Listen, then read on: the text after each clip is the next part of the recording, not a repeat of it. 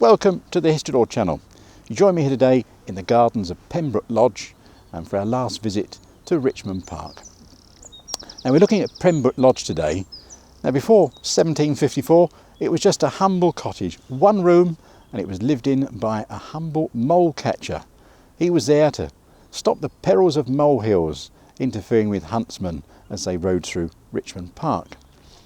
Bearing in mind in 1702 King William III actually succumbed to injuries after his horse stumbled on a molehill, it was a serious problem indeed.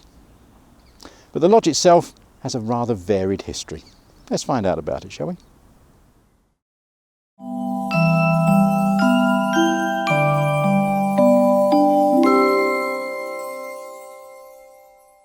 Welcome to London.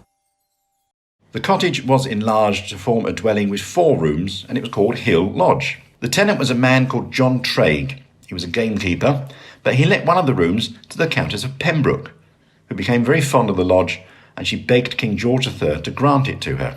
And he did.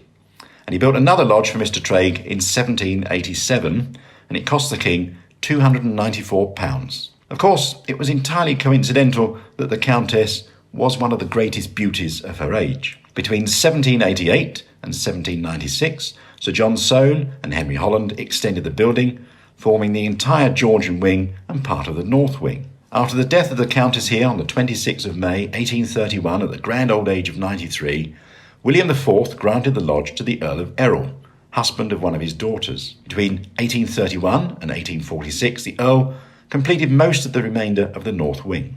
In 1847, Queen Victoria granted the lodge to Lord John Russell, the Prime Minister, who conducted much of the government business from here. This was one of the heydays, with visitors including the Queen, Prince Albert, Palmerston, Gladstone, Dickens and Lewis Carroll, to name a few. Earl Russell, as he became, died here on the 28th of May 1878, aged 85. Bertrand Russell, the philosopher and mathematician, Earl Russell's grandson, spent his early years here between 1876 and 1894.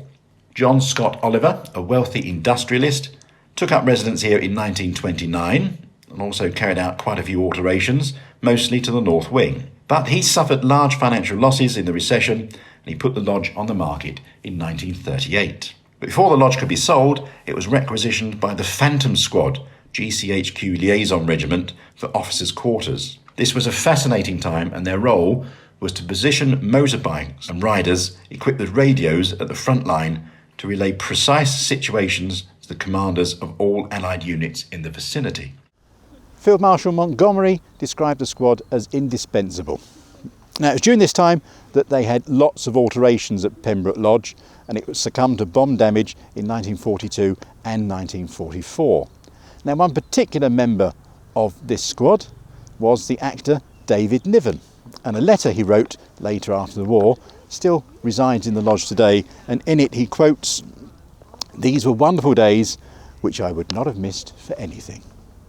This unique building got a new lease of life about 50 years ago when it was turned into a wedding venue. In fact, it's one of the most popular wedding venues in this part of the country.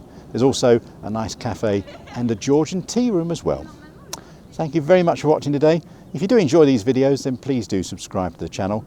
If you want to know when videos are uploaded, there's a little bell just down below. And if you want to see what we do outside of making these videos, then please look in the description below, and that tells you all about James's YouTube channel, Last Line Films, or if you go to my website, historylord.co.uk, you can see about a walking tour of London. Thanks for watching. We'll see you very soon indeed. Take care.